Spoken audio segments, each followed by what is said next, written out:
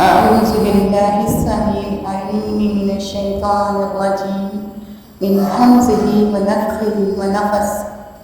قرآن مجید میں ہے کہ زقوم تھوبر کا درخت جہنمیوں کو کھلایا جائے گا، اور حدیث میں ہے کہ اگر زقوم کا ایک قطرہ زمین پر گر جائے تو دنیا والوں کے کھانے پینے کی تمام چیزوں کو تلخ اور بدبودار بنا کر خراب کر دے۔ یہ ہے جہنمیوں کا کھانا، اور جہنمی جنت والوں سے اپنا کھانا مانگیں گے تھوڑا سا تو انہیں کھانے کو نہیں دیا جائے گا، اور ایک آگ بیچ میں آ جائے گی، اور جہنمیوں کو جہنم میں جانے کا سبب پوچھیں گے جنت والے کہ تم جہنم میں کیوں چلے گئے؟